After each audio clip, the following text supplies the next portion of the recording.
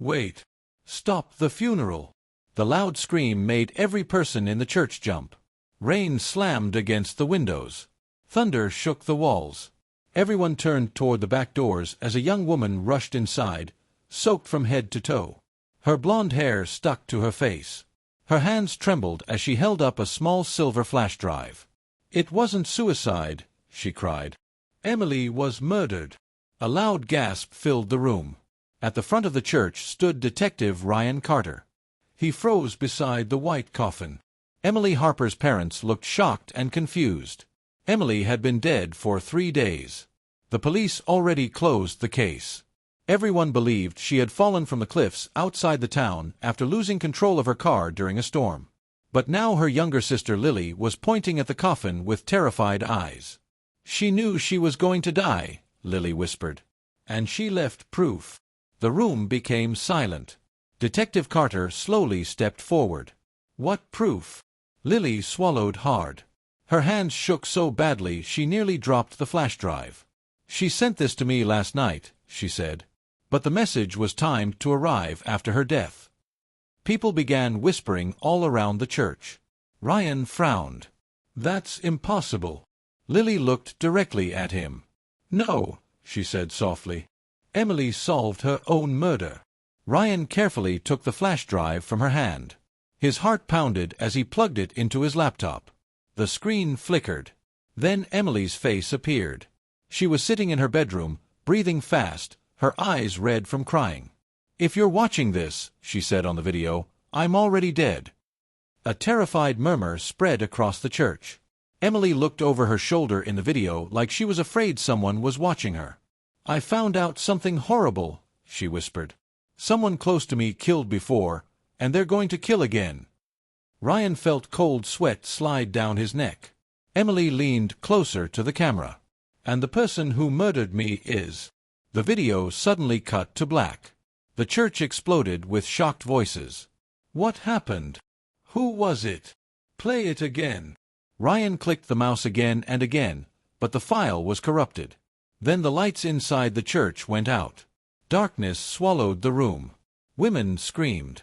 Someone dropped a chair. Thunder cracked outside like a gunshot. And in the darkness, Ryan heard a deep voice whisper near his ear.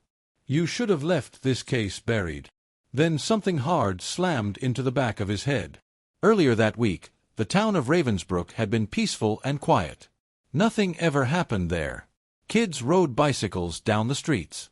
Neighbors waved from porches. People left their doors unlocked at night. Emily Harper loved that town. She was 24 years old, smart, kind, and always smiling. She worked at the local bookstore near the town square. Every morning she walked to work carrying a cup of coffee and greeting everyone she passed. People trusted her. That was why nobody noticed the fear growing inside her. It started one Tuesday evening. Emily was closing the bookstore when she noticed a man standing across the street under a broken streetlight. He wore a dark hoodie and kept staring at her. She felt uncomfortable but ignored it at first. When she locked the store and began walking home, she heard footsteps behind her. Slow, heavy, keeping the same pace as hers. Emily turned quickly. Nobody was there. Only empty sidewalks and the cold wind. She laughed nervously at herself and kept walking. But later that night, she found something strange.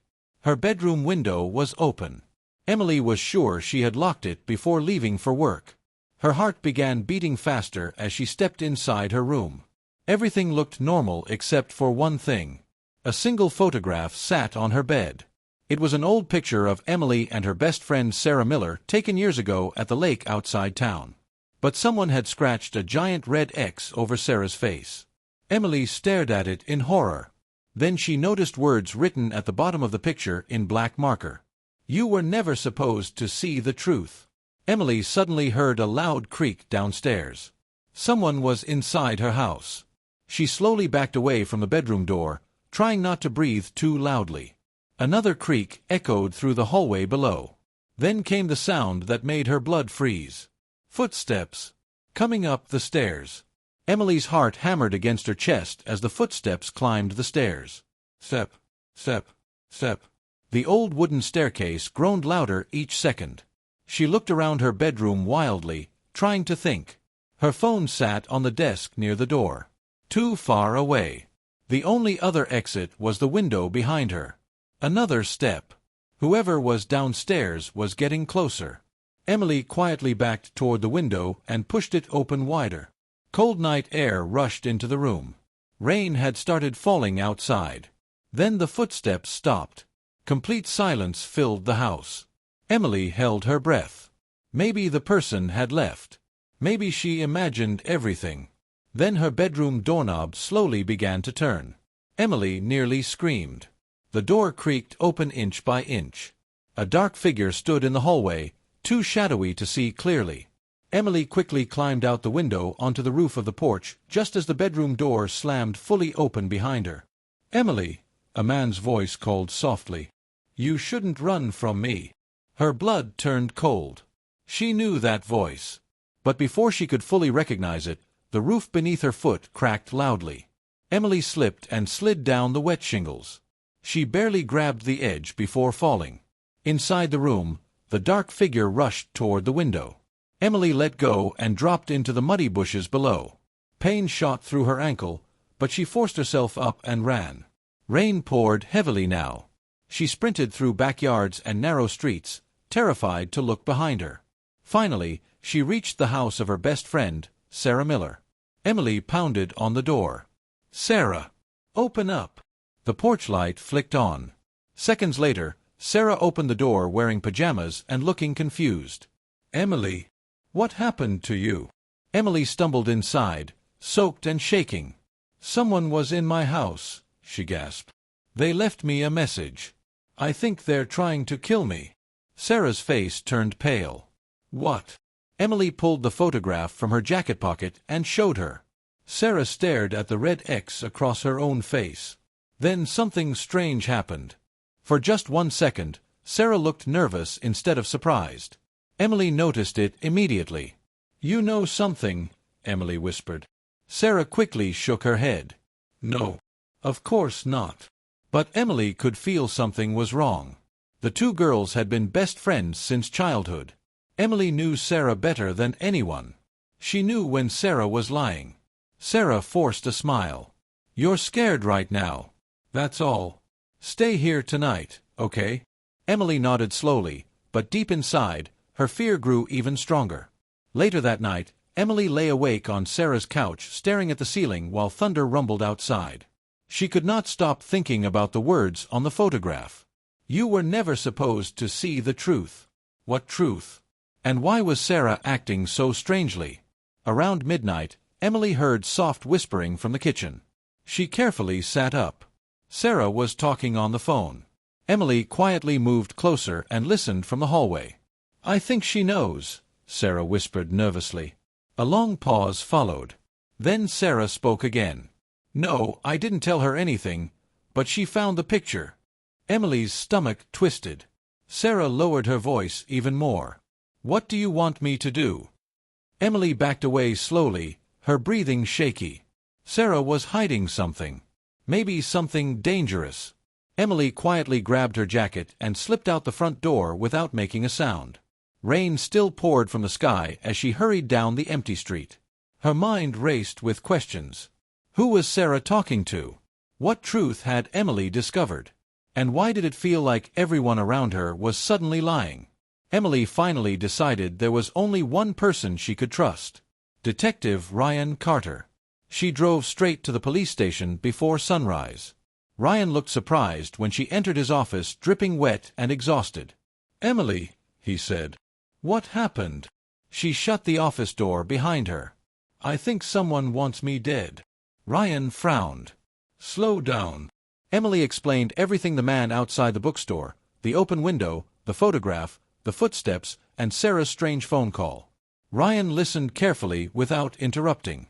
When she finished, he leaned back in his chair. "Emily," he said gently, "this sounds serious. But do you know why someone would target you?" Emily hesitated. Then she slowly reached into her pocket and pulled out a small notebook. "I found this 3 days ago," she whispered. Ryan opened it carefully. Inside were names, dates, places. and newspaper clippings about missing people from Ravensbrook going back almost 15 years. Ryan's expression darkened. "Where did you get this?" Emily swallowed hard. "In the basement of the old lake house." Ryan looked up sharply.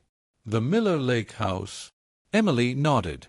"I think Sarah's father was hiding it there." Ryan's face became tense. Tom Miller was one of the richest and most powerful men in Ravensbrook.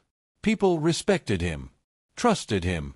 But as Ryan flipped through the notebook, one page made him freeze. A photo slipped out and landed on the desk. It showed a young woman smiling at the camera. Across the bottom were 3 chilling words written in black ink. "Next will be Emily." Before Ryan could speak, a deafening explosion suddenly shattered the front windows of the police station. Glass exploded across the police station like flying ice. Emily screamed and dropped to the floor as alarms blared through the building. Detective Ryan Carter grabbed her arm and pulled her behind his desk just as smoke poured through the shattered windows. "Stay down," he shouted. Police officers ran through the halls yelling orders. Outside, car alarms screamed in the dark, rainy streets. Ryan carefully peeked over the desk. A police car parked outside was on fire. Flames lit up the night sky. "Oh my God," Emily whispered. Ryan turned toward her. This wasn't random. Someone wanted to destroy that notebook. He looked down at the pages scattered across the floor. Names. Missing women. Dates going back years. And every victim looked almost exactly like Emily.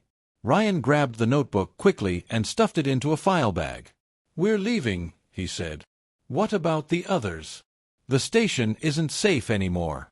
He rushed Emily through a back hallway while officers fought the fire outside. Rain poured harder now, mixing with smoke in the air. Ryan led her to his truck parked behind the station. As they climbed in, Emily's phone suddenly buzzed. Unknown number. Her hands trembled as she answered. "Hello." For a moment, only silence came through the speaker. Then a calm male voice whispered, "You should have stayed quiet, Emily." The call ended. Emily stared at the phone in horror. Ryan drove fast through the empty streets. "Did you recognize the voice?" She slowly shook her head. "No, but it sounded familiar." Ryan gripped the steering wheel tighter. "We need somewhere safe." They drove to a small cabin deep in the woods outside Ravensbrook. It belonged to Ryan's uncle and had been empty for years. The rain finally slowed as dawn crept across the sky. Inside the cabin, Emily wrapped herself in a blanket while Ryan studied the notebook again at the kitchen table. Hours passed quietly. Finally, Ryan spoke. "All these missing women disappeared near the lake," he said. "And every case was ruled an accident or runaway." Emily stared at him. "You think someone killed them?" Ryan nodded slowly. "Yes." A cold silence filled the room. Then Emily remembered something. "There's more," she whispered. Ryan looked up. "That night at the lake house, I found something else besides the notebook." She reached into her jacket pocket and pulled out a tiny silver key. Ryan frowned. "What does it open?" "I don't know." He examined the key carefully. Tiny numbers were engraved on it. B14. Ryan's eyes widened slightly. "That looks like a storage locker key." Emily's stomach tightened. Before either of them could speak again, headlights suddenly flashed through the cabin windows. Both froze. A black SUV rolled slowly to a stop outside. Ryan immediately grabbed his gun. "Get behind me." The cabin door creaked open before he could reach it.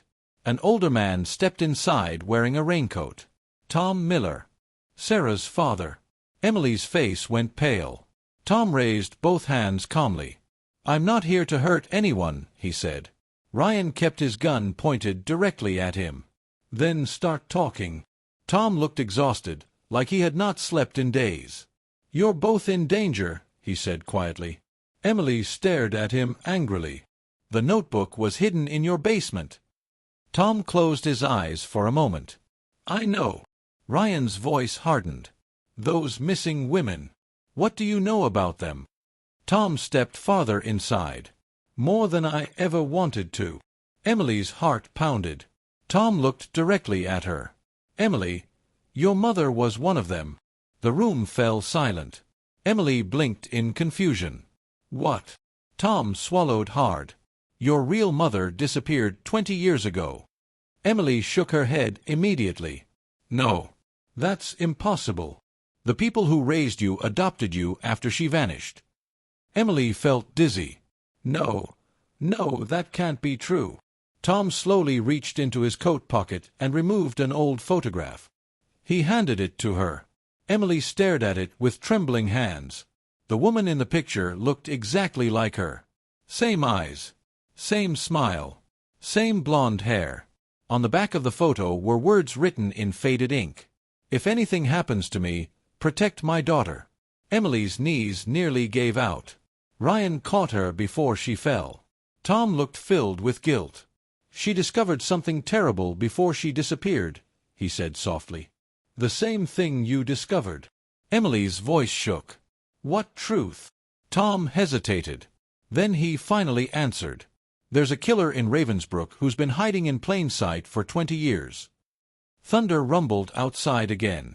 Ryan stepped closer. Who is it? Tom opened his mouth to answer. Then a gunshot blasted through the cabin window.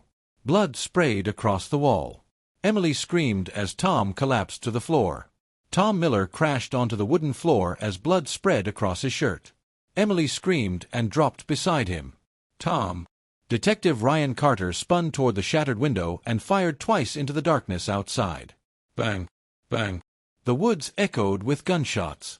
Then silence returned. Ryan rushed to the window, but all he could see were trees moving in the wind. The shooter was gone. He quickly locked the cabin door and pulled the curtains shut. Emily pressed her shaking hands against Tom's wound. Stay with us. Tom coughed painfully. Blood stained his lips. Ryan grabbed a first aid kit from the kitchen shelf. The bullet went through his shoulder. We need an ambulance. No. Tom gasped suddenly. Ryan froze. Tom grabbed Ryan's arm weakly. Don't call the police station. Why not? Tom's eyes filled with fear. Because the killer is inside the department. Emily's stomach twisted. Ryan slowly lowered the phone in his hand. Tom breathed heavily. That's how the murders stayed hidden all these years. Every report disappeared. Every witness was silenced. Ryan stared at him carefully. Who is it?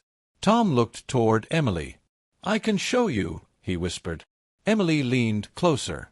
Tom struggled to speak through the pain. There's a storage unit near the old train yard. Locker B-14. Everything you need is inside. Emily pulled out the silver key. Tom nodded weakly. You must get there before. Suddenly, headlights flashed outside again. Ryan moved quickly to the window. Another car was approaching the cabin. Fast. Too fast. Ryan grabbed his gun again. But this time, the vehicle did not stop. It smashed directly into the front porch with a deafening crash. Wood exploded everywhere. Emily fell backward as the cabin shook violently. A masked man jumped out of the driver's side holding a shotgun. Get down! Ryan shouted. The masked man fired through the broken doorway. Boom! The shotgun blast destroyed the kitchen wall. Ryan fired back while Emily dragged Tom toward the hallway. The masked man moved closer step by step. Boom! Another shotgun blast shattered the lights overhead. Darkness swallowed the cabin except for flashes of lightning outside. Emily's breathing became wild with panic. Tom grabbed her wrist tightly. Run, he whispered. But, run. Ryan ducked behind a couch as bullets ripped through the room. Take the back exit, he yelled. Emily pulled Tom down the hallway toward the rear door. But halfway there, Tom suddenly stopped moving. Emily looked down. Blood poured heavily from his wound now. Tom's face had turned pale. He knew he was dying. Tears filled Emily's eyes. Please don't do this. Tom looked at her sadly. I should have protected your mother better. Emily froze. Tom reached into his pocket and handed her a folded piece of paper. Your mother wrote this before she disappeared. Emily took it with trembling hands. Another shotgun blast exploded nearby. Ryan shouted from the living room, Go now. Tom pushed Emily toward the back door. Find the truth, he whispered. Emily ran into the stormy night just as another gunshot echoed behind her. She did not look back. Rain soaked her clothes instantly as she sprinted through the dark woods. Branches scratched her arms and face. Her lungs burned from running. Finally, after several minutes, she reached Ryan's truck parked behind the trees. Ryan suddenly burst out from the woods behind her and climbed into the driver's seat. Tom? Emily asked breathlessly. Ryan looked forward silently. That silence told her everything. Tears rolled down her cheeks as Ryan sped away from the cabin. For a long moment, neither spoke. Then Emily remembered the folded paper still clutched in her hand. She opened it carefully. The handwriting was shaky and rushed. Emily, if you are reading this, I am probably dead. There is something hidden beneath Ravensbrook Lake. That is where they buried the truth. Do not trust anyone wearing a badge. Especially. The letter suddenly ended there. The bottom half had been torn away. Emily stared at the missing part in horror. Especially who? Ryan glanced at her. What does it say? Emily hesitated. Do not trust anyone wearing a badge. Fear slowly crept into her chest. Ryan was a detective. Her hands tightened around the paper. Ryan noticed her expression immediately. What's wrong? Before Emily could answer, flashing red and blue lights suddenly appeared behind them on the road. Police cars. At least 6 of them. Ryan cursed under his breath. That was fast. A loudspeaker crackled from behind. Pull the vehicle over immediately. Emily looked at Ryan nervously. You said we couldn't trust the department. Ryan's jaw tightened. I know. The police cars closed in around them. Then Emily looked ahead and gasped. More police vehicles blocked the road in front. They were trapped. Ryan slowly stopped the truck. Rain hammered the windshield as officers stepped out with guns raised. One officer walked forward slowly. When lightning flashed across the sky, Emily finally saw his face clearly. And her blood turned ice-cold. It was Chief Daniel Brooks, the man who raised her after her parents died. Rain poured across the highway as Chief Daniel Brooks stepped toward the truck. Police officers surrounded them from every side with guns pointed straight at the windows. Emily could barely breathe. Chief Brooks, the man who had raised her since she was a little girl. The man she trusted more than anyone. And now he stood outside looking at her with cold, empty eyes. Ryan lowered his voice. Stay calm. Chief Brooks spoke through a loudspeaker. Emily, step out of the vehicle slowly. Emily's hands shook. Ryan looked at her carefully. You don't have to trust me. But if Brooks gets that notebook and key, we're dead. Emily looked between Ryan and the police outside. Her mind raced. Then she remembered the torn letter. Do not trust anyone wearing a badge. Especially. The missing name suddenly felt obvious. Especially Daniel Brooks. Emily slowly opened the truck door and stepped out into the rain. Emily, Brooks said softly, almost kindly. Come here. She stared at him. Why are people dying? For a moment, Brooks said nothing. Then he sighed heavily. Because some truths destroy entire towns. Ryan stepped out beside her carefully with his hands visible. Brooks immediately pointed his gun at him. You should have stayed out of this, Carter. Ryan's voice hardened. How many women did you kill? The other officers looked shocked. Brooks smiled faintly. Not enough to get caught. Emily felt sick. No, she whispered. Brooks looked directly at her. Your mother ruined everything. She found out what was beneath the lake. Emily's chest tightened painfully. What's beneath it?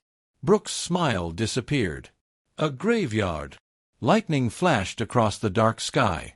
Brooks slowly walked closer. 20 years ago, a group of powerful men in Ravensbrook kidnapped women they believed were troublemakers. Women asking questions.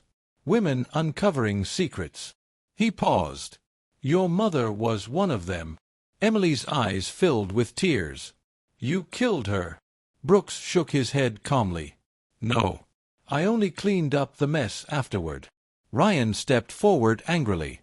You covered up every murder.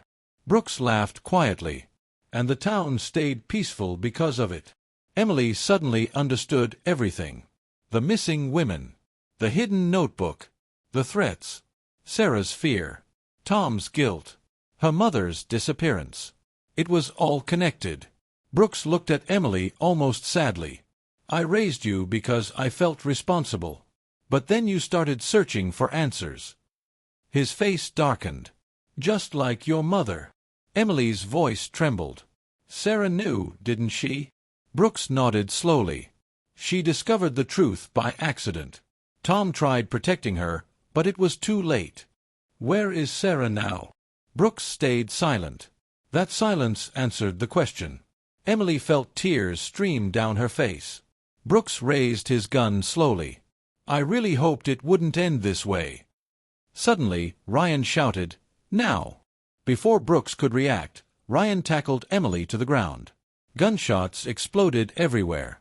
Police officers screamed and ducked as headlights suddenly appeared from the woods nearby. Several black SUVs burst onto the road. FBI agents jumped out with rifles raised. Federal agents! Drop your weapons! Chaos erupted instantly. Some officers threw down their guns. Others ran. Brooks fired wildly before sprinting toward the forest. Ryan grabbed Emily's hand. Come on!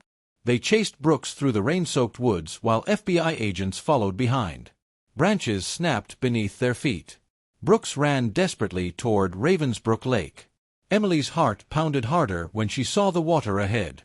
The lake looked black beneath the stormy sky. Brooks stopped suddenly at the edge of the cliffs above the lake. He turned toward them, breathing heavily. It should have stayed buried, he growled. FBI agents surrounded him carefully. There was nowhere left to run. Then Brooks looked directly at Emily one last time. You solved your own murder before I could finish hiding it. Emily froze. Brooks smiled strangely. The crash wasn't supposed to kill you immediately. I planned for your body to disappear in the lake like the others. Ryan stared at him. You tampered with her car. Brooks nodded proudly. But Emily was smarter than her mother. She left clues before I could stop her. Emily suddenly remembered the video at the funeral. The timed message. The corrupted file. She had known she was going to die. And she had prepared for it. She had solved her own murder. Brooks slowly backed toward the cliff edge as police lights flashed through the trees behind him. You'll destroy this town, he whispered. Then he stepped backward into empty air. Emily gasped as Brooks vanished into the darkness below. Seconds later, a huge splash echoed across the lake. The storm slowly began to calm. Days later, divers found dozens of remains buried beneath Ravensbrook Lake. The town was horrified. Police officers were arrested. Secrets hidden for decades finally came into the light. And Emily Harper's story spread across the country. The young woman who predicted her own death. The woman who exposed a killer from beyond the grave. The woman who solved her own murder and shocked everyone.